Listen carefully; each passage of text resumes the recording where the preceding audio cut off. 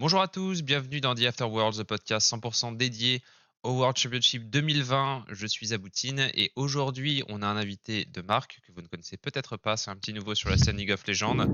On a Chips. Chips, comment ça va? Bah écoute, ça roule, Zab. Merci de m'inviter dans votre podcast. Ça va être sympa. On va pouvoir troll Lena, Ouais. j'espère.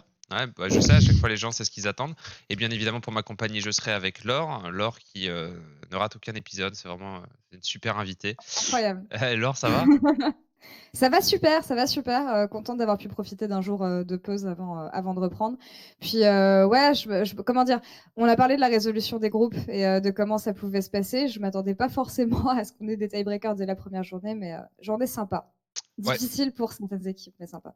Du coup, on en est où dans la compétition? Jour 5, donc première journée des matchs retour, résolution des groupes. Donc c'est une résolution où en fait toutes les équipes d'un même groupe vont se réaffronter les unes les autres jusqu'au moment où on va tirer deux gagnants. En cas d'égalité, il y a des tie-breaks comme on a eu aujourd'hui. C'était le groupe A, le groupe de la vie, parce que les tirages en fait à l'issue de la première semaine étaient assez favorables pour tout le monde. Il y avait deux équipes à 2-1 et deux équipes à 1-2. Donc on savait que ce serait peut-être un peu plus complexe, un peu comme le groupe C. Là où tu as des groupes où c'est quand même un peu plus joué d'avance, notamment le groupe B et le groupe D où Top eSport et Damwon, sauf chute de météorites, devraient passer, qu'on retrouvera dans la suite de la semaine. Euh, bon, forcément, les résultats sont là. L'objectif, c'est pas de ne pas vous spoil, mais c'est de vous spoil et de revenir sur l'information. Suning et G2 se sont qualifiés comme prévu, avec avantage Suning. Donc on a Suning numéro 1, vainqueur du tiebreaker, 2 G2, 3 Team Liquid et NA qui rentrent à la maison pour l'instant. Supposons que en espérant que FlyQuest et TSM. On a J'y suis déjà pas parlé de la encore. run de TSM, hein, donc J'y suis on pas sait que ça encore. fait de temps. Et en dernier, les matchs e-sport qui ont fait une très bonne première semaine, ont un style de jeu très très alléchant à regarder, mais qui n'ont pas réussi à passer la seconde, vraiment une deuxième semaine où j'ai trouvé le niveau beaucoup plus dense. Juste comme ça à chaud, Chips, Laure, vous étiez carrément, Laure, t'étais sur place dans le studio. Chips, t'as commenté les games. Bah tiens, Chips, comment t'as vécu un peu la journée, l'évolution? Est-ce que tout ce qui s'est passé, c'était assez prévisible pour toi? Bah finalement, je pense que c'était un scénario qui était envisageable, hein, clairement. De toute façon, on l'a vécu avec G2 l'année dernière et c'était à peu près la même chose. Hein, je pense que à part le nom de l'équipe en face, on a vécu à peu près la même chose. C'était même pire l'an dernier, je trouve, avec G2, parce qu'en fait, ils avaient fait une première semaine qui était absolument terrible, et justement, sur la deuxième, ils s'étaient un peu plus rattrapés, alors que là, c'est vraiment très diffus, je trouve, G2. T'es sûr que c'est C'est quand pas à même pas... l'envers? Je crois pas que Qu'ils c'était avaient, comme il, ça, il me non. semble qu'ils avaient fait une très bonne Ah première ouais? semaine, notamment ils avaient battu Griffin et le problème Je c'est que vérifie. semaine 2 ils s'étaient fait reverse Je un vais peu. vérifier. Mais au passage, je crois que je sais plus à quel moment ils avaient drop leur match contre l'équipe vietnamienne. Oui, voilà, il y Mais avait cette ouais. histoire-là. Bah écoute, des groupsages un peu chaotiques pour G2, je pense à l'image de ce qui s'était fait l'année dernière également. Au début, honnêtement, avec leur première game, je m'étais dit, ok, ils ont l'air très chauds, ça va le faire. Après, ils ont réaffronté les Machis 2 matchs après, et pareil, ça a été assez clean. Donc je me suis dit, bon, genre, ils sont en forme, etc. Ça marche bien. Et puis, on a commencé à vivre le miracle ENA aussi. Parce que honnêtement, après la première victoire de G2, je me suis dit, bon, allez, c'est à peu près plié. Et Team Liquid aussi qui perd. Du coup, je me dis, bon, là, ils sont vraiment dans le dur. Et je m'attendais pas à ce qu'ils comeback comme ça, honnêtement, la NA. Donc, ça a donné un second souffle à la journée, je trouve, la petite histoire. Et j'avoue, j'aurais bien aimé quand même que quand on arrive au tie-break, enfin, au fameux match coup près entre G2 et Suning, le premier, j'aurais bien aimé que G2 gagne pour que les Liquids qui avaient fait un bon run de fin de groupe aient une chance peut-être de jouer à ce niveau-là. Voilà, mais bon, après, ça s'est pas passé comme ça. Mais c'était intéressant, plus que je le pensais, parce que Liquid, à la fin, ça a un peu bougé, et que G2 a montré plus de fébrilité aussi qu'au début de la journée. Donc, les cartes ont été un peu rebattues au fur et à mesure du temps. Ouais, j'étais assez étonné parce que tu sais, je peux pas regarder toutes les games, donc je regarde en fait le matin quand je me réveille. Donc j'ai regardé 3 games hier. Je suis éclaté aujourd'hui, mais j'ai regardé 3 games. Et en fait, à la fin de la troisième game, je me suis dit, bon, bah, emballer, c'est Ouais. peser. Bon, TL, on s'en fout, ça va faire de la figuration, mais ils se sont fait exploser, etc. G2 ont l'air super chaud, puis je me réveille et je vois le résultat, et c'est vrai que je suis pas aussi Ouais. finalement être formel, c'était pas forcément la bonne chose. Toi, alors, t'as vécu comment un peu cette journée Alors déjà du coup ouais t'avais raison, c'est vrai qu'ils avaient fait une très bonne première semaine et une deuxième semaine exécrable, donc bah voilà en fait c'est le G2 comme d'habitude et la journée pour moi c'était un peu double ascenseur émotionnel dans le sens où ça a commencé comme j'attendais, puis il y a eu ce second souffle de Liquid que j'attendais pas du tout et qui a fait super plaisir et c'était super bien de les voir performer à ce point-là, et pour finalement finir sur 2 matchs de G2 qui étaient ni convaincants ni agréables à regarder. Parce que, comme Chief l'a dit, justement, si jamais G2 avait gagné le premier match, ça aurait permis à TL de pouvoir jouer un tie-break. Et là, on perd le premier match. Enfin bref, on reverra le détail de toute façon. Mais donc voilà, on finit la journée sur une note un peu décevante. Et je suis triste pour Liquid. Mais en même temps, beaucoup de personnes l'ont dit, oui, ils auraient pu garder leur destin entre leurs mains dès le départ en gagnant notamment contre Machi la semaine passée. Mais voilà, ouais, journée un peu décevante. Et mes pick'em, du coup, sont ruinés, ce qui me saoule encore plus. Moi, je suis parfait au niveau des pick'em. J'avais mis Sunning G2, TL et Matchy eSport. Donc pour l'instant, On aurait pu aucun. avoir un podcast très différent si jamais G2 avait gagné cette game et que Liquid avait gagné leur game derrière. Mais ouais. Et c'est marrant. Toi, tu trouves ça décevant du coup finalement parce que si tu parles en tant qu'un peu de fan EU et tout, pourquoi pas, tu vois. Mais si tu te détaches de tout ça, le scénario est dans tous les cas un peu dramatique et justement je le trouve sympa, tu vois. J'aurais préféré un autre outcome, mais finalement. Enfin voilà, à la fin, je suis un peu déçu, mais en même temps, je me dis, ouais, mais si je suis déçu, c'est qu'il y avait beaucoup d'enjeux et qu'il y a eu beaucoup d'incertitudes jusqu'au bout. Certes, le scénario me va pas, mais il y a d'autres gens qui ont dû particulièrement kiffer, donc ça dépend de quel côté de la frontière tu te trouves pour moi, quoi. Mais dans tous les cas, c'était un bon scénario. Je suis d'accord avec toi. Et en fait, oui, effectivement, il y a forcément un biais européen du fait que je suive les équipes et que quand tu vois G2 finir à la position où ils finissent, bah, ça annonce pas forcément du bon pour les knockouts et pour les best of five. Et enfin, quand tu regardes la situation de l'Europe au global, en fait. Et je sais pas, en fait, enfin, comment dire, en dehors de l'outcome qui est certes décevant, mais même si je me détache de l'Europe, c'est pas si grave. En fait, c'est la façon avec laquelle ils ont perdu et c'est la façon dont les games se sont déroulées. Et notamment la première game qui me reste un peu en travers de la gorge, mais bon, on en parlera avec Zap tout à l'heure. Donc voilà, c'est plus que le résultat lui-même, la façon dont les games se sont passées, je pense, de fin de journée. Eh Et ben, ils auraient pu, je sais pas, enfin bref, on en parlera. de toute façon, ouais, voilà, on va en parler. Donc du coup, ce qu'on a décidé, c'est de faire un bottom to top. On va couvrir les équipes dans l'ordre de la moins forte au plus fort, histoire de parler un peu de tout le monde.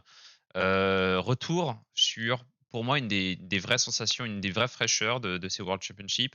Autant PSG Talon n'y arrive pas et on les sent pas. Enfin, je m'excite pas vraiment à l'idée de voir une game de PSG Talon.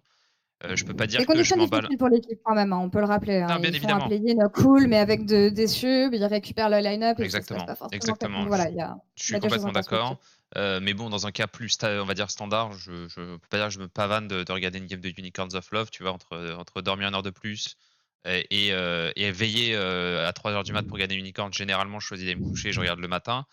Il faut reconnaître que pour je dirais, une équipe non majeure, donc hors EU, NA, Corée, Chine, pour moi, Match eSport, si c'était un revival de la LMS, c'est une des équipes LMS les plus agréables que j'ai pu regarder, avec des vraies individualités, avec un vrai style de jeu, avec des vrais drafts agressifs. Ils finissent quand même sur un score qui est assez coup près. Hein. Quand tu regardes, ils sont à 1-5, si je me souviens bien. Ils n'ont gagné qu'une seule game contre Liquid. Mais moi, personnellement, qui gagne ou qui perd, j'ai apprécié regarder. Je sais pas comment, par exemple, toi, Chips, tu l'as vécu. Mais moi, leur aventure, j'ai apprécié regarder Match eSport et c'était pas du tout une wildcard au sens propre du terme dans ce groupe-là. Ouais, je vois ce que tu veux dire. Écoute, c'est vrai que c'était intéressant de les voir, de les voir évoluer. Après, je dirais que ça a été, j'ai trouvé ça plus intéressant sur les matchs allés que sur les matchs retour, parce que j'avais quand même l'impression que leur formule de base avait commencé à être bien téléchargée par les équipes en face. Et toi, tu les trouves agressifs parce que finalement, enfin, aujourd'hui, ils ont fait une draft aggro qui est le Jay, Syndra, Nautilus, Volley, H. Mais le reste du temps, moi, je trouve quand même que c'est une équipe qui draft beaucoup pour scale. Et après, ils ont plutôt de l'ambition individuellement. Le mid-jungle avec la game où le Volibear gang partout. et fait Oui, exploser oui, la oui. game. En fait, les 2 premières games, on a un C'est mid-jungle contre qui Suning.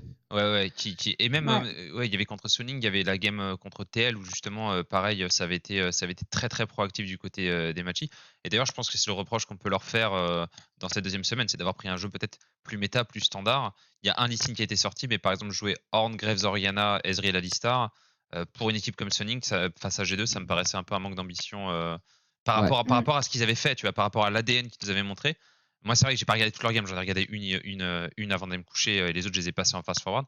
Mais des games que j'avais vu de Matchy, j'avais été en mode putain, Matchy, ça joue comme. Je sais pas ce que t'as pensé, notamment au niveau de la top lane, PK Bah, qui avait été incroyable en semaine 1. justement, si je peux ajouter un truc là-dessus, c'est rigolo parce que en LMS, enfin, pardon, en PCS, ils nous ont habitués dans le peu de games que j'ai pu regarder dans les preps qu'on nous a donné à avoir un jeu qui était super lent, super, comment dire, attendu et prévisible. Et autant je suis d'accord que dans leur première semaine, je les ai trouvés, enfin, combatifs, ils ont essayé de tenter des choses. Dans la deuxième semaine, vu qu'ils étaient dans une mauvaise situation, j'ai un peu l'impression qu'ils se sont repliés sur du confort en fait, et sur les fondamentaux qu'ils connaissent et sur le jeu qu'on leur a, comment dire, qu'ils ont eu l'habitude de jouer en ligue régionale. Et oui, du coup, ils n'ont pas réussi à transformer ça. Ça me surprend pas spécialement, mais après, oui, c'est sûr que par rapport à ce qu'on avait l'habitude de voir en LMS et de cette région-là à la base, c'était effectivement plus plaisant. Mais c'est que des joueurs qu'on avait vus pratiquement déjà dans d'autres équipes de LMS par le passé. Donc c'est marrant. Ouais, le pick Volibear qui a été ban 2 fois, premier ban Blue Side contre Sunning aujourd'hui, hein, Ouais. ban de TL et ban de G2, donc ils ont bien respecté la formule Sunning.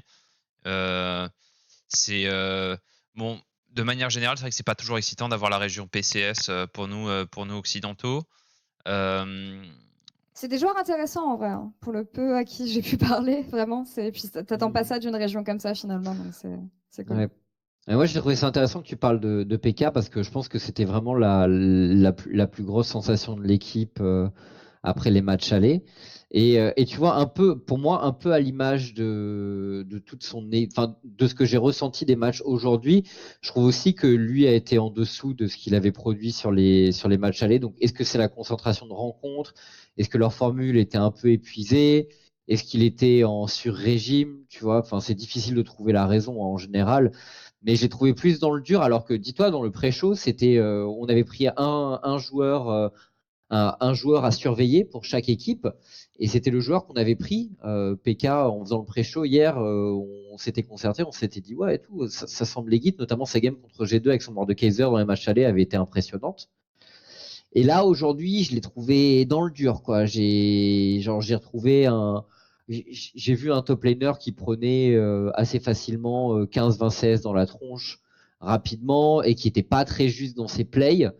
Je crois qu'il s'est un peu Il s'est fait manger rattrapé par sur Wunder, la ouais. fin. Par Wunder, En sur fait, le Shen Horn, il s'est fait détruire, ouais. ouais, il a joué Horn contre Team Liquid et je crois qu'il s'en était pas trop mal sorti, mais bon, son équipe s'est fait stomp. Sur Horn, ça va, mais genre, il était pas aussi bon que dans les matchs allés, quoi. Donc, je dirais, ouais, l'équipe, je sais pas, mais je pense qu'ils sont un peu essoufflés Ouais. Ouais. aujourd'hui. Ouais, bah forcément. On peut revenir aussi sur rapidement avant de passer, parce que je pense pas qu'on va passer trop de temps sur Matchy. Une petite absence, je dirais, de présence au niveau du mid-jungle. À part la game contre Suning où il y a un Syndra Volibear qui était plus ou moins ce qu'ils avaient fait lors de la semaine 1. On draft Graves Orianna, on peut pas dire que ce soit la définition de la proactivité, et on draft Lee Sin Kassadin. Alors que c'était vraiment le poumon de cette équipe, le mid-jungle. Hein, Gemini et Mission qui allaient un peu top et bot faire exploser la map. Bon, bah, on les reverra peut-être, les matchs, comme on reverra probablement Team Liquid. Team Liquid qui s'en va. Au revoir Team Liquid.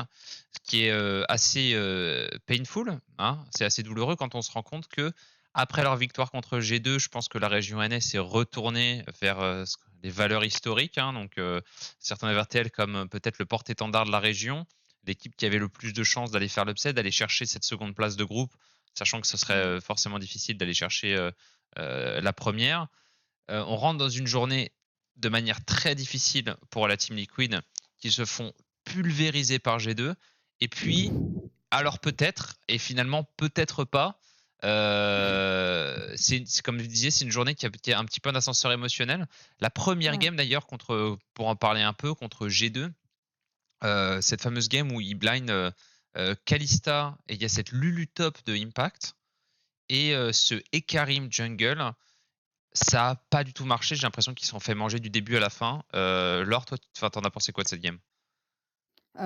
C'était un no match, hein. Il y a, comment dire, Jankowski justement arrive à trouver sa place pour une fois. Ça s'est pas mal joué aussi du côté de Wunder contre son vis-à-vis. Je sais pas, j'ai juste eu l'impression que TL ils ont pas du tout pris ce match retour comme ils avaient pris le match aller.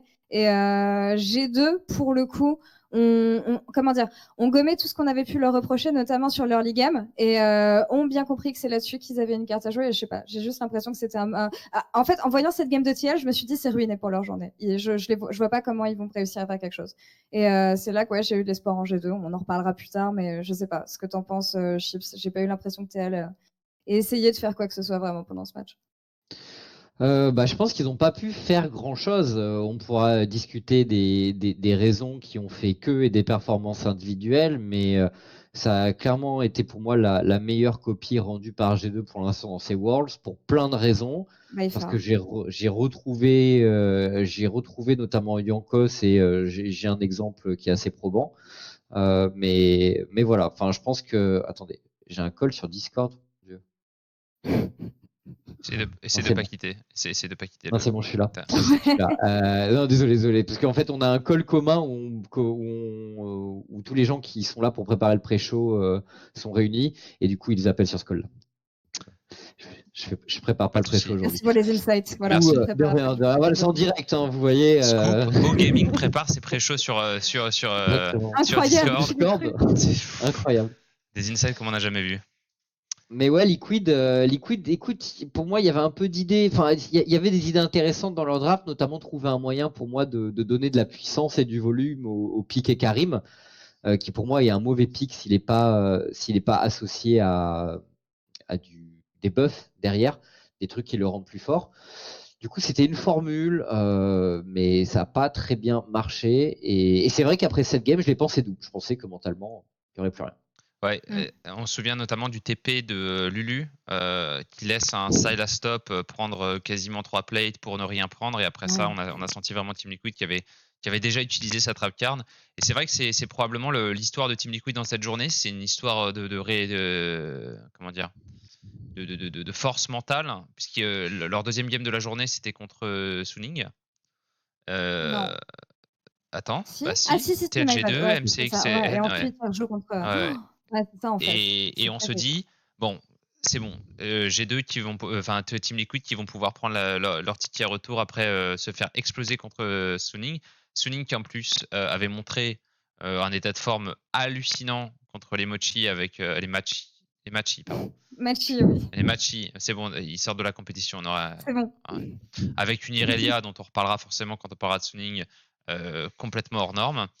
Et là, victoire de TL avec Lilia, avec une botlane très proactive, un Jhin Bard, avec un planning de niveau 1. Et là, on se dit, alors peut-être, cette deuxième game de la journée, Laure, est-ce que tu t'attendais à ce que TL, qui avait sorti, je crois qu'ils avaient sorti Lilia la semaine dernière et que c'était leur draft purge contre Machi. Non, ils avaient pris Graves. Mais non, c'était pas la Caitlyn. Ils ont déjà joué Lilia. C'était quand qu'ils ont joué Lilia? Ils ont joué, non, ils n'ont pas joué Lilia. Ils avaient joué Lee Sin Jungle. Et du coup, ils sortent la Lilia, ils invadent niveau 1. Et là, on se dit, ça y est, TL s'est reconnecté à la game. T'as été surprise de voir TL risquer tout leur world sur des invades niveau 1? D'un côté, non, parce que tu te dis que s'ils décident de jouer une draft comme ça, c'est ce qui doit arriver, sauf que je pense que Suning les a un petit peu surestimés là-dessus, sous-estimés là-dessus, d'autant plus que l'invade, elle arrive assez tard, finalement, et que le move est pas forcément très propre, mais Jensen s'en sort bien, la botlane s'en sort bien, ils arrivent à capitaliser là-dessus, et par la suite, c'est ce qu'on attendait de Team Liquid depuis le début, en fait, c'est une botlane qui est proactive, Core GG qui arrive à bouger. Et je sais pas, cette gamme, honnêtement, TL, elle m'a grave surpris dans la, comment dire, propreté d'exécution. Et tu sentais que vraiment les joueurs étaient vraiment en phase, que la communication se passait super bien. Et je sais pas, j'ai été contente. Et puis Malphite, au final, qui se retrouve hyper buffé, impossible à stopper. Ouais, non, c'était vraiment hyper propre. La draft était vraiment bien. J'aimerais bien, comment dire, donner des félicitations, si ça se dit, à Jad de ce niveau-là, qui, je trouve, s'est super bien adapté pendant la journée avec les joueurs qu'il avait. Et ouais, c'était la game qu'on attendait absolument pas de Team Liquid. Et je pense que ouais, c'est à partir de ce moment-là que ça m'a encore plus déçu quand par la suite ils n'ont pas eu l'opportunité de le prouver, parce que je pense qu'ils auraient en plus peut-être, pu prouver qu'ils étaient potentiellement créatifs contre Suning, parce qu'à mon avis, ils les auraient pas pris 2 fois au jeu de l'Invade niveau. Ouais, bah forcément. Petite mention, Chips. Personnellement, j'ai un avis dessus, mais je préfère entendre le tien d'abord. Qu'est-ce que tu penses de ce pick de Jace blind qu'on a vu donc défaite du côté Matchy contre Sunning, défaite contre TL contre Malphite, donc il y avait contre Irelia et contre Malphite, donc deux, on va dire physionomie de lane extrêmement différentes, c'est 2 counters à Malphite et Irelia, mais dans 2 registres différents. C'est un pick qu'on a essentiellement l'habitude de voir en NA de manière assez désastreuse et en Corée de manière plutôt successful, mais ça reste un pick assez étrange. Est-ce que t'aimes ce pick, Jace? Est-ce que tu penses que Jace c'est un bon pick dans ces Worlds? Alors moi j'adore Jace, mais le truc c'est que j'aime seulement Jace dans les mains des bons joueurs, et il y a quasiment aucun top laner dans le monde qui est capable de sortir un Jace qui peut dominer dans ce genre d'environnement à haute pression. Il y en a très peu. Pour moi, il y a un Jace dans ces Worlds, vraiment, c'est Nuguri. Et d'ailleurs, je t'avoue qu'à chaque draft de Damwon, je l'attends un petit peu. À chaque draft de Damwon, je me dis, est-ce qu'il va sortir son Jace? Parce qu'honnêtement, ce joueur est insane individuellement sur la lane, et non seulement je l'ai jamais vu ne pas prendre l'avantage avec Jace, et en plus il a ce talent, et son équipe sait jouer avec cette pression, et il est toujours capable de pousser son avantage. Et voilà, j'aimerais bien voir. Il faudrait que je regarde en preview des games de Nuguri sur Jace, tu vois, mais je vois pas d'autres joueurs qui est capable de pousser aussi loin son avantage avec ce champion. Peut-être un The Shy des grands jours, tu vois, mais je pense que même lui est pas aussi spécialiste de Jace que Nuguri. Donc voilà, moi j'adore Jace. Le truc, c'est que pour moi, c'est un pick réservé à une élite de top laner. Parce que le mid, c'est encore différent. C'est un pick intéressant, mid d'ailleurs. Mais au top, honnêtement, c'est soit t'es un maître, soit tu ne joues pas. Et voilà. Et en l'occurrence, pour moi, il n'y a qu'un vrai maître de Jace dans ces Worlds, c'est Nuguri. Un match-up. Je pense pas que. Pardon, mais je pense pas que Bin soit nécessairement mauvais sur Jace, en fait. Je pense juste qu'ils ont grave disrespect. Et du coup, genre, ils se prennent un match-up injouable parce qu'ils disent, vas-y, de toute façon, c'est Liquid, qu'est-ce qu'ils vont faire? On peut le blind, et Impact, c'est qui PTDA?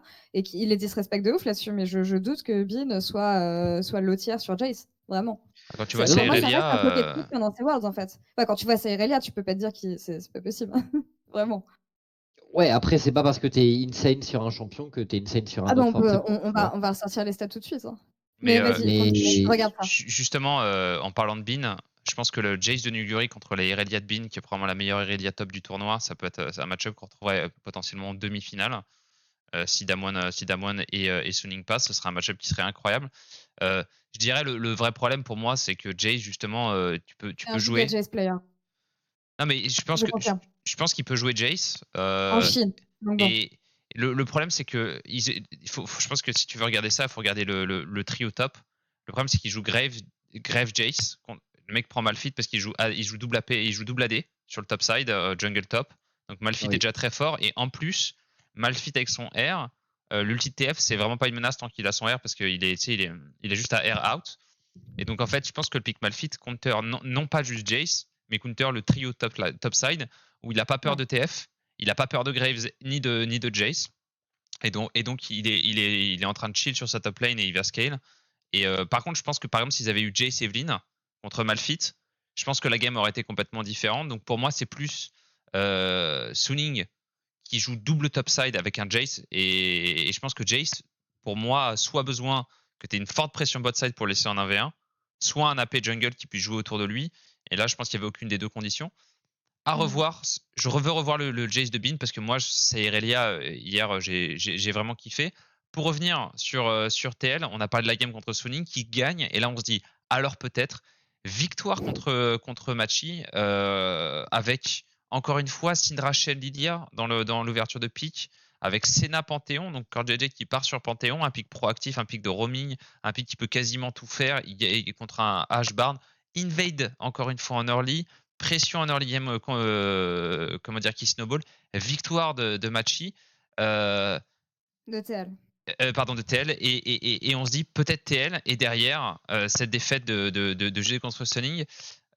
Alors maintenant je vais poser la question, est-ce que TL mériterait d'être en quart au global après ces 2 semaines? Chips, est-ce que tu penses qu'il le mérite ou pas? On Après, peut le prendre sport les dit play-in en toujours. compte aussi ou pas aussi? Qu'est-ce qu'il y a? On prend le play-in. Ouais, On prend en compte les au vu play-in? de leur Ok. performance, est-ce qu'ils ont. C'est peut-être pas la bonne question, mais c'est plus de dire est-ce qu'ils ont vécu à la mesure? Est-ce qu'ils ont rempli leur attente en termes de seed 3 NA? Oui ou non, dans ces Worlds? Si tu prends juste, si tu considères de Que c'est façon le titre 3 très, très, NA. très factuelle ce que devrait être un site 3NA, je dirais oui. Après, entre nous, je pense quand même que le fait qu'ils ne soient que site 3 est un peu une anomalie au vu de leur summer split en NA. Donc, en réalité, pour moi, Team Liquid, c'était quand je les ai vus un peu jouer au play-in, quand j'ai vu certaines de leurs games, je me suis dit, a priori, je pense quand même que ça devrait être la meilleure équipe NA dans le tournoi. Donc moi, je les prends. Enfin, si tu considères que c'est qu'un site 3 NA, oui, par rapport à ce que devrait produire un site 3 NA, mais en réalité, pour moi, c'était le site 1 de la région, quoi. En tout cas, c'était l'équipe qui avait le meilleur potentiel de faire quelque chose. Parce que pour moi, TSM, Ah, genre, c'est leur bot lane est tellement boosted, genre c'est pas possible, quoi. Et désolé. Hein, pas de souci. T'es l'invité, c'est Vraiment, ton avis. C'est ton avis, c'est aucun trop problème. grave. Double East et Biofrost, c'est trop grave en fait. Mais donc moi, je considère quand même que c'est la meilleure équipe. Et du coup, en fait, le problème, c'est qu'ils étaient branchés sur courant alternatif, quoi. Il y a des jours où tu avais l'impression vraiment que l'équipe était sûre de son jeu. Ils savaient faire les bons plays, ça déroulait. Mais le problème, en fait, je pense, de Team Liquid, c'est que et comme beaucoup d'équipes NA, je pense qu'elles manquent de créativité dans leur prise de décision et qu'elles sont vite perdues quand les choses ne suivent pas leur cours, entre guillemets. Donc si elles arrivent à se mettre dans le cours du fleuve qu'elles ont prédit, notamment Team Liquid, je pense que c'est une équipe qui est pénible à jouer, quoi. Par contre, quand il y a un tout petit fusible qui saute, ils ont beaucoup de mal à retomber sur leurs pieds et il n'y a peut-être pas assez de talent, de densité individuelle pour permettre de faire des exploits pour comeback, vraiment. Mais je trouve que quand ils sont bien dans leur jeu, c'est une équipe qui est pénible. Le problème, c'est que c'est une game sur 2, une game sur 3. Ouais, un peu à l'image de leur draft horrible contre quand ils avaient joué je me souviens même plus, je crois que je l'avais ressorti, c'était leur game Contre Machi? ouais, contre Machi qui était absolument horrible, qui était lors de la journée numéro. Non, je l'ai, ils avaient joué Mord, Graves, Ori et Kate. Non, c'est pas celle-là. Caitlyn Je Lux. parle de TL contre Tu parles pas de la Sunning où Caitlyn Lux? ils jouent le Twitch Ah. Kraken Blind et ils se prennent le Draven et ils Ah peuvent pas oui, jouer la oui, game. oui. Voilà, c'était vraiment ça pour moi c'est vraiment une des pires Ouais, drafts mais de là, toute la c'était. compétition. Ouais, Donc ils c'est se vrai sont que fait bait de ouf. c'est un peu dommage. Même question pour toi, Laure, avant de passer à G2 qui va probablement nous prendre pas mal de temps. Satisfaite ou pas de la performance de TL au global, sachant ce que font aussi les petits camarades NA sur le banc qui pour l'instant se font juste sanctionner dans des groupes qui sont Ah bah, ils jouent à la pâte à modeler le reste. Hein. Enfin, il y a pas les grand-chose à Greyons. attendre, je pense. Non, mais puis faut regarder les. En fait, comment dire, t'as TSM qui, je pense, enfin, leurs chances de revenir sont très très minces, vu qu'ils sont 0-3 et que le groupe est quand même assez accroché. FlyQuest, il y a des choses, hein, mais il n'y a pas des choses sur toutes les lanes, et il n'y a pas des choses dans toutes les games, et il y a aussi Top des et RX DRX. et Top eSport en haut, quoi. Donc, partant de ce principe-là, je pense que TL était l'équipe qui avait le plus de chances de s'en sortir. Pour revenir sur leur saison en ANA, ils font un bon summer, ils font des playoffs dégueulasses. Donc, justement, quand je les ai revus à ce niveau-là en play-in, j'étais contente parce que j'ai eu l'impression que l'équipe avait retrouvé un second souffle. Puis, comme Chips l'a dit, en fait, c'est des irrégularités. C'est un mauvais playoff, into bon play-in, into mauvaise première semaine aux Worlds. Et là, ils nous font une journée où ils auraient pu se faire une sortie des enfers. Donc, est-ce qu'ils auraient mérité de se faire étriper en quart? Pourquoi pas? Moi, j'aurais bien aimé les y voir, mais en même temps, enfin, on peut toujours se dire que oui, ils auraient pu gagner cette game contre Machi, ils auraient pu ne pas faire cette drape dégueulasse contre Suning, comme tu l'as dit. Mais je pense que quoi qu'il arrive, c'est une équipe qui Enfin, quand tu vois leur pattern en fait d'une game à l'autre entre Suning et Matchy, genre je pense pas que c'est une équipe qui ait de la ressource forcément et qui soit assez créative pour pouvoir trouver d'autres moyens de gagner. Donc ouais, ils seraient fait triper en quart. Peut-être que ça aurait été une belle histoire et que les NA auraient été contents. Et oui, je suis triste qu'ils sortent pas aujourd'hui, mais bon, je pense pas que leur run est dégueulasse en soi. Enfin, à mon avis, Ouais. on verra pas de meilleurs résultats d'une autre équipe NA. Ouais. Dans Au tous les cas, global. pour moi, Si tu prends la line-up au global, en fait, c'est celle qui a performé le mieux, Ouais. je trouve. dans Chips. tous les cas, pour moi, s'ils avaient été dans le top 8, ça aurait été l'équipe la plus faible du top 8. Tu vois. Ouais, voilà. Donc, s'ils avaient réussi à s'y glisser, pourquoi pas, mais bon, dans tous les cas, ça aurait été l'équipe la plus faible pour moi. Et Ouais, je suis bon, assez quand t'es d'accord. l'équipe la plus faible, tu peux te dire, ça aurait été sympa qu'ils y soient, mais bon, Voilà. t'as mieux, quoi. T'as mieux quand même. En l'occurrence, là, t'as mieux. Je pense que d'ailleurs c'est un sujet, on en reparlera peut-être dans la suite de ce podcast, parce qu'on parle souvent de la région NA et des problèmes très structurels, etc., qui sont très durs à régler et qui sont beaucoup plus profonds et complexes que ce que les gens peuvent en voir. Maintenant, il y a un truc qu'on peut tout de suite voir, même juste en tant que spectateur dans la région NA, c'est un problème de top tier et de régularité. C'est le nombre de games que les top teams peuvent dropper contre les petites équipes. Et je vais prendre l'exemple de Team Liquid qui, en début de Summer Split, même si tu l'avais dit lors de son montée en puissance, tu sais, il y a le moment où, donc, moi où je me fais virer d'Immortals et puis ils mettent donc le deuxième groupe. Enfin, on avait séparé plus ou moins l'équipe en deux groupes autour d'individualités qu'on voulait développer. Et donc c'était le groupe Insanity qui rentrait avec donc Alorim qui revenait en LCS depuis longtemps. Insanity, c'était quasiment ses premières games, ses premières semaines de game. Xmissy qui revenait avec Apollo et Ako. Et tu te rends compte que cette équipe qui avait joué que contre des équipes académiques, qui avait scrim des académies, d'un seul coup était à deux doigts. C'était un backdoor un peu incroyable de TL qui remportait la game. Et tu te dis, c'est un peu ça le problème, je pense, aussi dans les équipes NA, c'est que on peut perdre contre un Immortals Academy, mais groupe B qui rentre, tu vois, sur le fil pour la première fois. Et derrière, on peut battre Cloud9. Et derrière, on perd contre Dignitas. Et en fait, ce problème de régularité, je pense que ça leur fait vraiment défaut. Parce qu'ils peuvent arriver de temps en temps, faire des games références, comme des games contre Sunning, des games contre même G2 où ils vont s'en sortir, où ils vont avoir un beau visage. Et derrière, on explose, on perd contre Matchy, on se fait peur en play-in. Et je pense qu'il y a un vrai problème de régularité de performance qui leur fait défaut en compétition internationale. Mais je pense qu'on aura l'occasion peut-être d'en reparler lors des autres performances NA, notamment FlyQuest, puisque TSM, je pense qu'ils vont faire probablement de la figuration. On passe, parce que ça fait déjà une petite demi-heure qu'on est sur les deux équipes de bas de tableau, donc on va rentrer parmi les qualifiés. Moi, je les voyais à cet endroit-là. Je les voyais deuxième parce que je ne fais pas confiance à leur phase de groupe. De manière générale, je pense que c'est une équipe qui est beaucoup plus forte en série. Avec la peur de l'élimination qui les rend encore meilleurs parce qu'on les a déjà vus en winner bracket. G2 se qualifie en deuxième après une défaite en tiebreaker. Un docteur Gamers2 et Mr. G2 qui, de temps en temps, ont l'impression d'être, comment dire, la meilleure facette qu'ils ont pu nous montrer l'an dernier au World. Donc cette équipe qui peut aller exploser un SKT, qui était quand même monstrueux l'an dernier.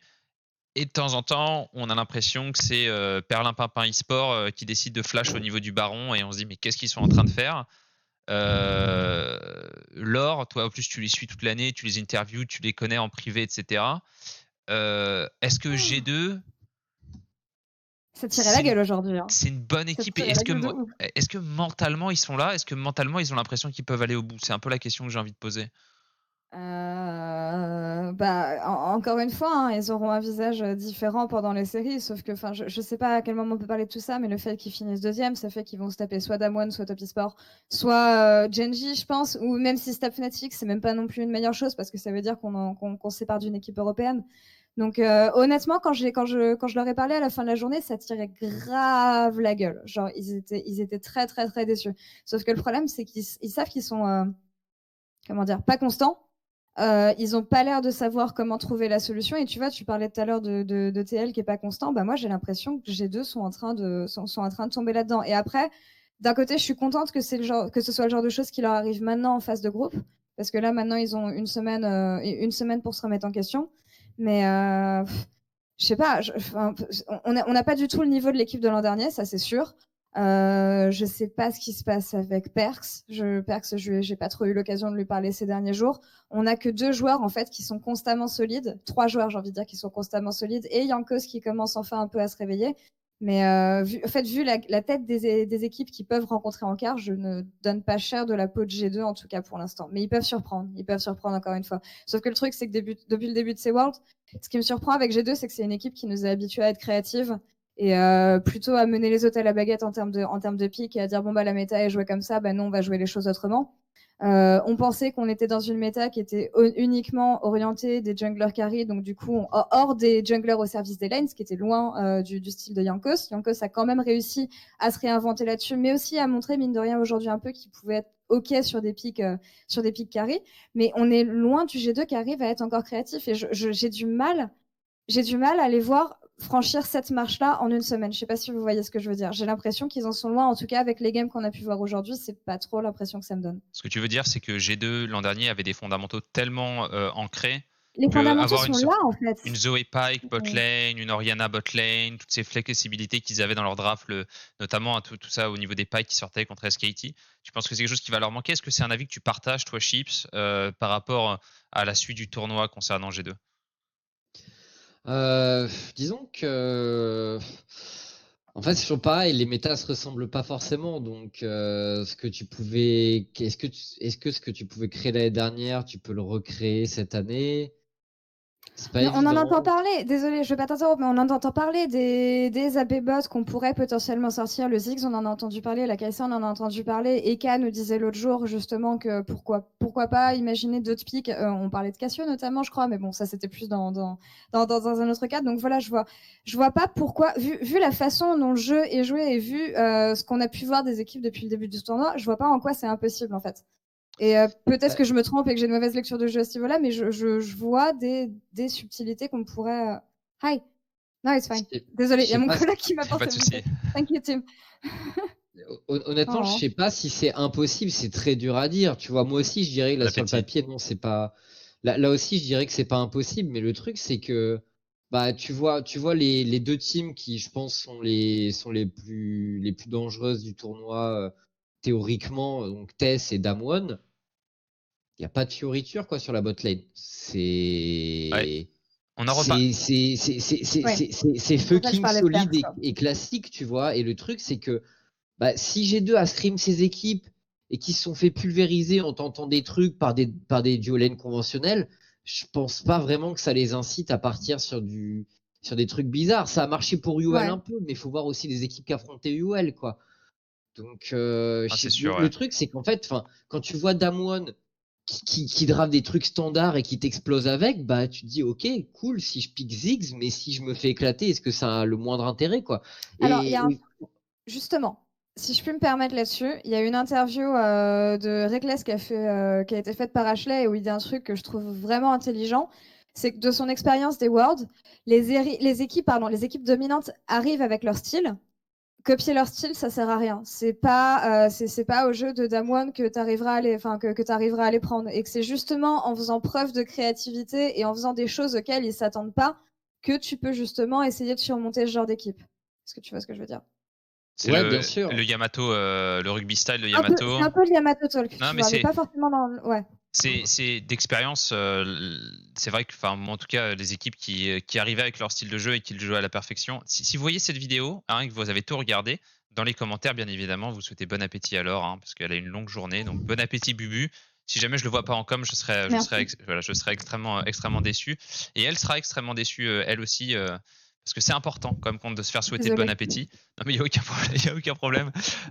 Du coup, c'est trop bon, c'est des pancakes. Je suis assez d'accord sur le style de jeu. Maintenant, la méta, elle est extrêmement figée, où j'ai l'impression que tu sais, en fait, tu peux avoir un jeu on dit que le jeu est très ouvert, mais il est très ouvert sur un set de pics qui est assez restreint. On a moins de 100 pics, je crois, qui ont été joués dans cette phase de groupe. Donc, tu peux jouer plein de styles de jeu avec moins de champions. C'est comme si League of Legends, tu vois, on était sur un patch de saison antérieure et qu'on avait juste limité un pool de champions.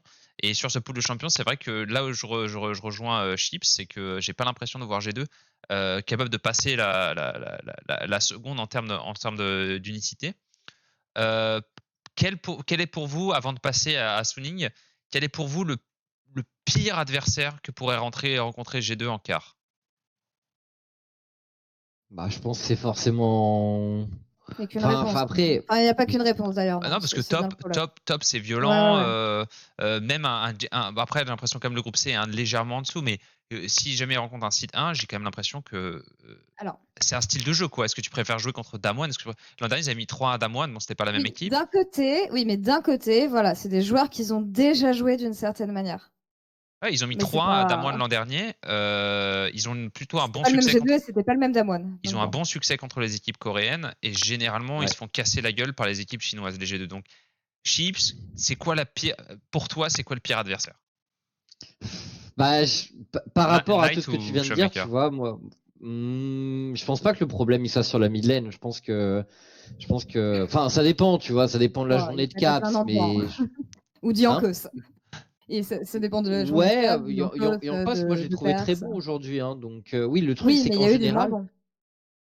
aujourd'hui, je trouvais que ça allait en général. Genre, j'ai pas Aujourd'hui, oui, je suis énormément de d'accord. choses à reprocher à Yankos aujourd'hui, même si sa phase de groupe, il y a beaucoup de choses à redire, bien sûr. Je pense que, enfin, là, comme ça sur le papier, peut-être que je dirais que le plus emmerdant serait Top Esports parce que pour l'instant, Jackie Love m'a l'air vraiment d'être très énervé et leur botlane d'être relativement imprenable. La botlane de Damwon est très très forte aussi, hein, mais le talent en ADC, je sais qu'il est plus grand chez Ouais. Tess. Et puis effectivement, il y a cette historique 3-6-9, par hein. rapport aux équipes chinoises. Bon, ils ont battu une fois Suning là, mais ils ont perdu quand même 2 fois contre eux. Je me demande si le côté mental peut pas être plus gênant face à Tess que face à Damwon. Mais ça, après, c'est du. Voilà. Non, mais c'est bien. J'aime comment tu fais un horoscope à G2. De toute façon, c'est un peu. Bah, c'est Non, mais ça. c'est un peu le but. Puis C'est un c'est peu le but. difficile à dire. Hein. Leur avis partagé ou pas? Bah non, moi depuis le début, j'avais tendance à dire qu'ils ont déjà joué Damwon l'an dernier. Effectivement, ils s'en sortent mieux contre des équipes coréennes. Donc ouais, même si j'ai peur du mental boom contre les équipes chinoises en fait avec G2, vraiment. Et des Chinese Lee Sin et ce genre de choses. C'est pas le match-up contre 3-6-9, tu vois, qui m'inquiète le plus par exemple. Pour G2, ça va plus être Yankos contre Karsa, effectivement la botlane. Mais ouais, on verra ce qui tombe. Je dis pas que l'histoire serait plus belle contre Damwon, par contre. Hein. Je pense qu'ils perdent le BO contre Damwon, Ouais, de ce qu'on a vu pour l'instant. De toute façon, ça a l'air de toute façon, c'est une seconde place de groupe pour G2. Donc On n'aura pas d'équipe européenne en demi, je pense. Ça va être compliqué. C'est pas impossible, mais ça va être plus compliqué. Ça se fera dans la douleur. Après l'an dernier, on avait quand même, juste pour rappel, hein, G2 qui avait fini seed 2, qui se prenait Damwon, Splice qui prenait SKT et Fnatic qui prenait FPX. Hein. Donc c'était pas non plus gagné. On a une équipe qui finit en finale. Après mettre 3-1 à Damwon, mettre 3-1 à SKT et qui finissent par se prendre 3-0 en finale. Ils étaient favoris G2 l'an dernier. Non, être Même favori, contre c'est un Damwon. statut, c'est sûr. Maintenant, il y a la vérité du jour. Ils étaient favoris en finale contre FPX. Ils sont pris 3-0 sec. On a réécrit l'histoire en disant non, FPX était beaucoup plus trop fort. Mais si je vous reprends l'un des interviews de 3 jours avant la finale, tout le monde pensait que G2 allait mettre 3-2, 3-1 ou 3-0. Non, mais bien Et sûr. donc, la forme du jour contre un Damwon qui choke, qui se retrouve en quart, contre G2 qu'ils n'ont pas battu en série, tu sais jamais. Mais on aura des réponses de façon très rapidement, puisque dans 3 jours, on saura quel sera l'adversaire de G2. Ça ne sera pas Suning parmi les équipes chinoises, parce que Suning était dans leur groupe. Ils ne pourront se retrouver qu'en finale. Et Suning, qui finit premier de ce groupe, je les attendais fort. Je les ai trouvés, personnellement, je trouve que c'est l'équipe la plus agréable à regarder de toutes les Worlds. C'est très agressif, ça joue des pics très divers. Des individualités qui sont vraiment hallucinantes. Je sais pas, peut-être que c'est pas partagé. Chips, c'est quoi, même avant de parler de leur journée, avant de parler de leur performance, qu'est-ce que tu penses un peu de Suning, qui est une équipe qu'on connaissait pas bien avant finalement ces World Championship? Bah écoute, c'est vrai que Suning, quand t'avais les bruits de couloir qui t'arrivaient, quand tu te renseignais, on te parlait beaucoup de leur jungler, on te parlait de Sword Art qui pour nous est un point d'entrée facile dans l'équipe puisqu'on le connaît via tout son passif international avec les Flash Walls. Et t'entendais aussi parler de One Feng, leur ADC, qui avait un passif qui a une histoire assez spéciale. Oui. Et en fait, le truc, c'est que leurs 2 soul laners, notamment, tu vois, j'ai pas eu de son de cloche ou whatever par rapport à eux. Et je pense que s'il y a bien 2 joueurs qui m'ont impressionné, c'est Bean et Angel. Angel que j'ai trouvé rock solide, vraiment pas le joueur le plus flashy, mais quand il faut faire un play quand même un peu où t'élèves un peu le niveau, il est capable de le faire. Et Bean qui pour le coup a ce côté vrai génie mécanique. Il peut int aussi, hein. Ça peut être un gros hinter, hein, mais quand il est dans son match et quand il faut aller à 100% de ses mécaniques et mettre un no-play, honnêtement, il est fort pour ça. Et Angel, vraiment, enfin, s'il y a une Syndra pour l'instant à remarquer dans ces Worlds, pour moi, c'est la sienne. C'est vrai qu'il est excellent Euh, dessus. donc en fait, j'ai été étonné de découvrir leur solo laner et de me rendre compte qu'ils avaient un très très bon niveau. Et Style of Me est quand même un joueur assez extraordinaire à suivre parce que il respecte pas certaines règles. Parfois, il fait des trucs, ça pourrait ressembler à du n'importe quoi, mais c'est un peu un génie quand Il même. s'affranchit Donc, des règles. C'est comme Il fait MLG. l'ultimate bravery on stage, quoi. mais ouais, genre, il arrive à. Genre, il y a certaines situations, genre, n'importe qui aurait flash out et aurait couru dans sa La jungle ou Nidalee. autre. Et le mec, franchement, son move Nida au niveau du Herald, c'est un scandale, quoi. C'est un des moves les plus fous de ces Worlds, hein. Non, mais c'est absolument incroyable. Et c'est vraiment ça. C'est pas qu'il passe pas les règles, il s'en affranchit mécaniquement. Et il y a très peu de joueurs qui savent faire ça, notamment les junglers. Et c'est vrai que Style of Me, il est vraiment, vraiment très impressionnant de manière générale. Laure, tu les vois aller loin, ces Sunning. Est-ce que tu penses qu'on peut les revoir en demi? Est-ce que tu penses qu'ils peuvent aller peut-être pas jusqu'au bout, mais au moins jusqu'en finale? Est-ce que tu y crois? Moi, ça me ferait plaisir, honnêtement. C'est une équipe que j'avais grave sous-estimée. Ils sont hyper jeunes, c'est pratiquement que des rookies. En fait, c'est tous des bébés et t'as Sword Art qui a genre le plus d'apparitions aux Worlds après Double Div, quoi, genre. C'est marrant parce que quand j'avais regardé leur game, justement, Bin, c'était un joueur qui m'avait grave marqué. Et notamment pour son Renek, je regardais mes notes justement de début de tournoi. Je les vois aller loin, honnêtement. Je les vois aller au moins en demi en fonction de l'adversaire qu'ils vont se taper. Parce que tu vois, par exemple, s'il rencontre un DRX ou s'il rencontre un DRX, je pense que ça peut passer. S'il DRX rencontre Fnatic JDG, JDG. je pense que ouais, JDG, je sais pas. Genre enfin comment dire, en LPL, je connais pas trop le tracking record de ces 2 équipes-là. Mais vu la domination de JD Gaming et Top Esport, j'imagine que ça s'est pas forcément passé très bien pour eux en série. Donc ouais, je les vois aller loin. C'est une équipe qui est agréable à regarder et qui, comment dire, je suis d'accord qu'ils sont explosifs, mais ils font pas, ils sont pas aussi agressifs que les équipes de LPL qu'on a l'habitude de voir. Genre, c'est plus créatif, chercher des opportunités, mais pas fight à tout va. Je sais pas si vous voyez ce que je veux dire. Donc du coup, ça les rend assez uniques par rapport peut-être aux 2 autres équipes chinoises qu'on peut avoir dans la compétition. Donc ouais, c'est une équipe qui est agréable à suivre. Juste pour l'information en playoff, TES avait 3-0 les Sunning en demi-finale de la LPL Summer. TES qui ont été champions du Summer et qui, de toutes les équipes chinoises, sont peut-être ceux dont on parle le moins dans ce tournoi. Parce que peut-être, je sais pas, il y a moins de hype autour de TES, mais qui n'en sont pas moins les peut-être l'ogre caché de ces Worlds qui pourrait soulever le trophée. Ça surprendra personne. Bon, bien évidemment, c'est le seed 1 de la LPL, donc ils ont le statut de favori du tournoi, même si Damwon a un peu volé ce statut. Écoutez, avant de rentrer sur la méta, parce que maintenant on commence à avoir un certain nombre de matchs, forcément, comme tous les jours, coup de gueule et coup de cœur, ou coup de cœur et coup de gueule dans l'ordre que vous voulez. Alors généralement, pour l'invité Chips, c'est par rapport à toute la compétition, mais je pense que c'est plus raisonnable de le faire sur le groupe A. Toi, sur ce groupe A, sur tous les matchs qui ont été joués depuis le début de ces Worlds, quel est ton coup de cœur et quel est ton coup de gueule? Mon coup de cœur dans ce groupe A, je dirais que c'est le mid laner de Suning, Angel. Bon, j'imagine que je pouvais prendre à peu près n'importe quoi en coup de cœur, donc j'ai décidé de prendre juste un joueur. Et Angel, encore une fois, que j'ai trouvé vraiment très bon, qui en lane face à Caps m'a impressionné. Tu sens qu'il est capable de mettre en difficulté à peu près n'importe quel millénaire sur ses cooldowns bien placés sur une agression. Il met la wave aussi souvent à des endroits difficiles. Il se retrouve rarement à un endroit difficile de son côté en étant exposé au jungler adverse. Donc je l'ai trouvé clean, tu vois, je l'ai toujours trouvé fort sur sa lane.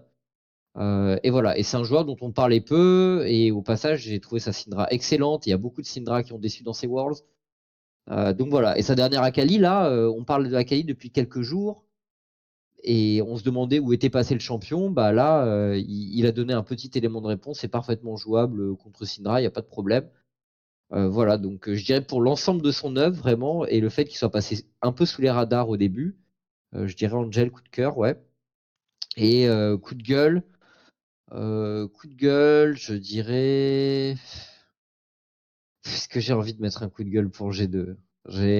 Peut-être pour G2, peut-être juste pour dire quand est-ce que tous les joueurs vont être à leur meilleure perf au même moment sur une même game, tu vois. C'est peut-être le secret du BO5. Peut-être que c'est ce genre de contexte d'événement qui leur permet d'arriver à ça.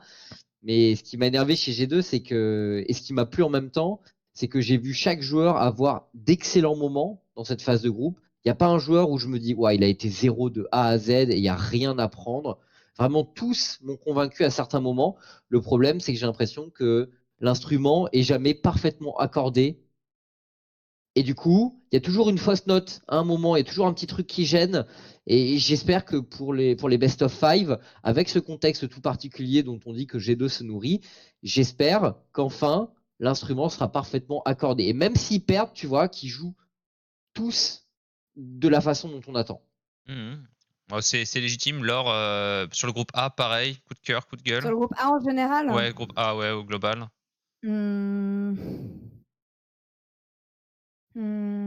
Bah, coup de cœur, j'ai bien envie de mettre Suning parce que j'avais grave sous-estimé encore une fois.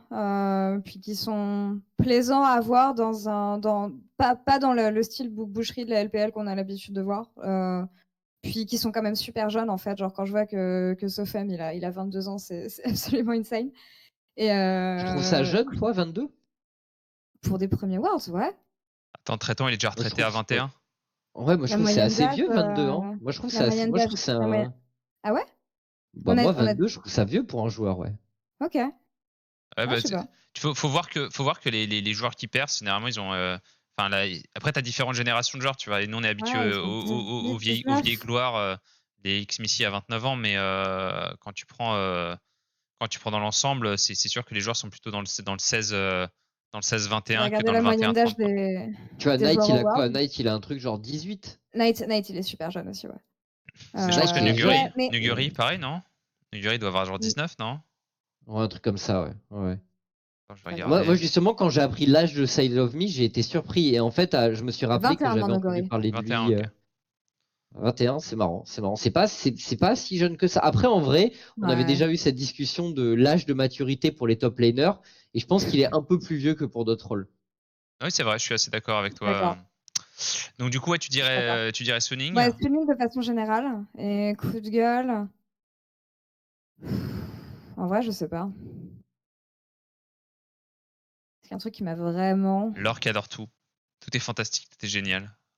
Bah ouais, moi je m'amuse depuis le début. It's amazing. J'ai pas envie de flag G2, ça se fait pas. Tu peux joker hein, si t'as rien, c'est pas un problème. Hein. J'ai rien pour l'instant, mais vas-y, je vais réfléchir d'ici la fin. Bah, moi je vais faire les miens. Mon vrai coup de cœur dans cette phase de World, bien évidemment, je pense que la sensation Suning, parce qu'ils sont non seulement ils sont forts, mais ils sont agréables à regarder jouer. Petite mention spéciale pour la Irelia de Bin. Moi, voir une Irelia compétitive, j'aime bien. Généralement, en NA, par exemple, il y a Broken Blade qui la sort de temps en temps, mais là, bon, c'était carrément une autre catégorie d'Irelia. Jouer à ce niveau-là, autant sur la limite, le dive qui fait bot en 1v2 est complètement irréel en termes de niveau de jeu. J'ai l'impression que c'était un vrai exemple, une petite fenêtre, une petite meurtrière sur ce grand océan qui est le niveau technique potentiel chinois. Ils sont jamais tous en même temps au même niveau non plus, tu vois, mais il y a tellement de marge individuelle. Et c'est vrai que c'est le genre de joueur, si tu m'avais dit Bin, fais attention, parce que mécaniquement c'est un monstre, tu t'as dit, bah non, il y a Nuguri, il y a 369, mais voilà, j'ai l'impression que la Chine, à partir du moment où tu es dans le top 8, top 10 chinois, tous les joueurs sont des gigantesques machines. Donc j'irais tendance à mettre Bin. Ouais, vas-y. Bin, c'est le joueur de LPL qui a le plus de solo kill. Ouais, non, mais personne n'est étonné. Hein. Il il est vraiment, vraiment exceptionnel. Et mon vrai coup de gueule, c'est la draft de TL avec le Twitch Rack and Blind. Ouais. Pour moi, je l'avais déjà mis ce jour-là. Pour moi, ça, c'est carton rouge. Ça peut arriver dans un staff. Encore plus, moi, c'est un staff que je connais assez bien parce qu'il y a Croissant, mon ancien assistant coach, qui travaille maintenant chez TL.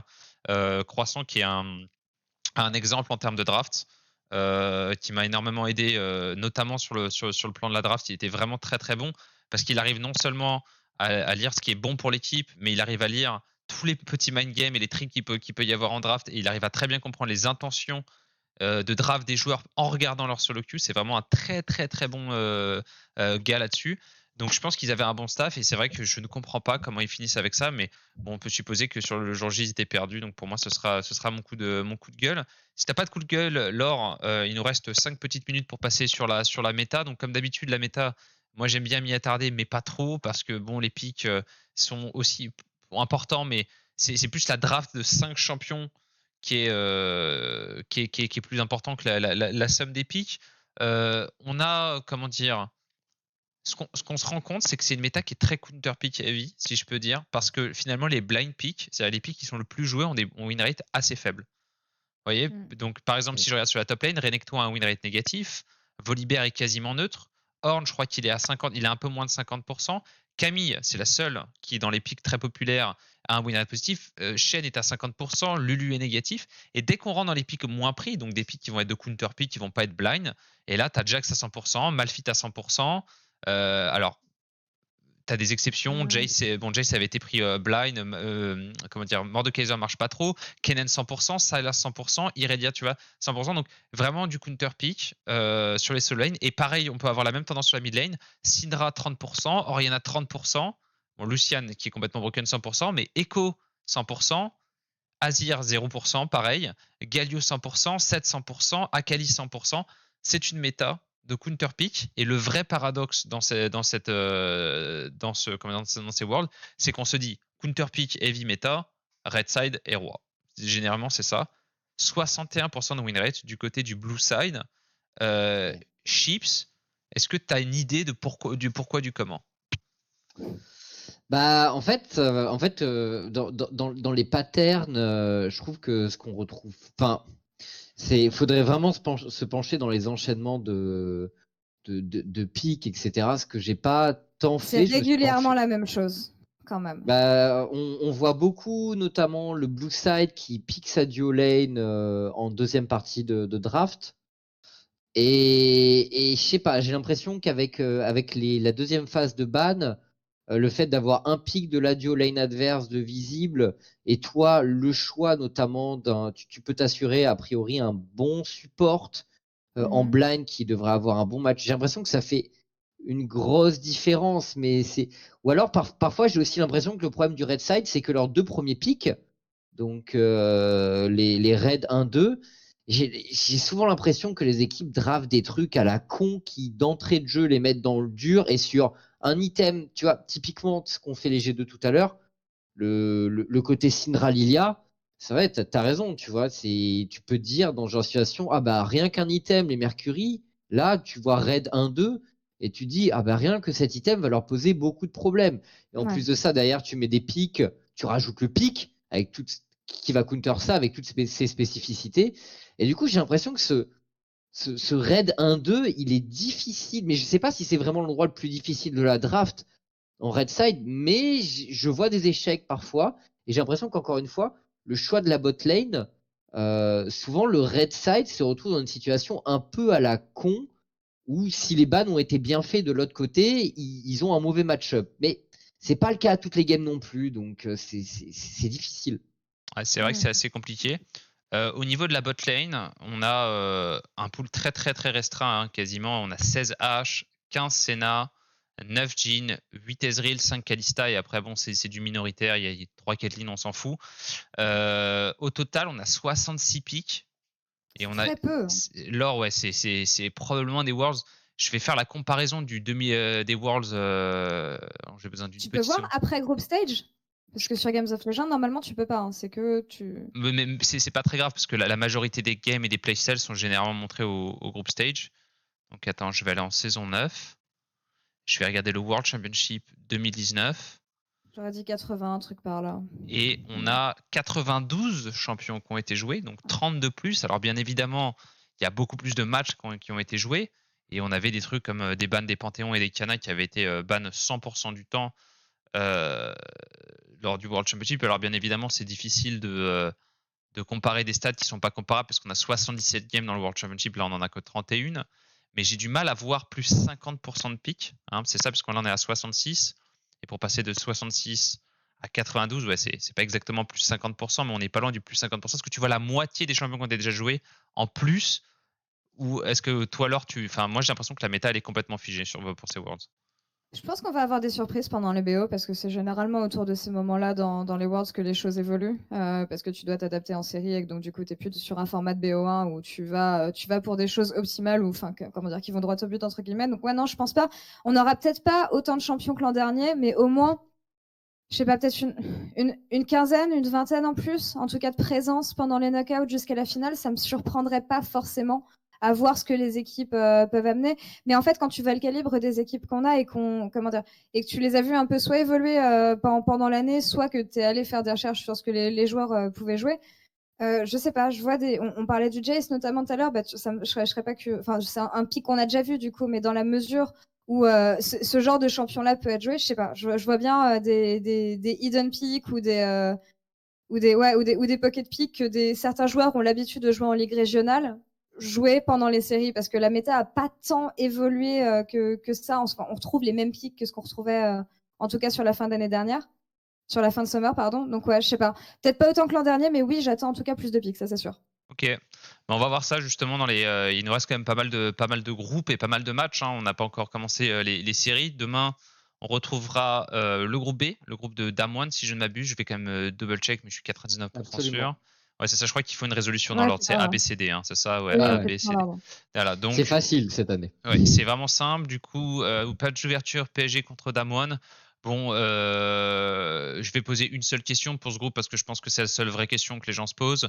Est-ce qu'il y a une chance pour Rogue Chips, puisque tu seras probablement pas là avec nous demain? Est-ce que tu vois une lumière d'espoir pour Rogue demain? Écoute, j'y crois pas spécialement. Maintenant, on le sait, ça va se jouer sur le match contre JDG.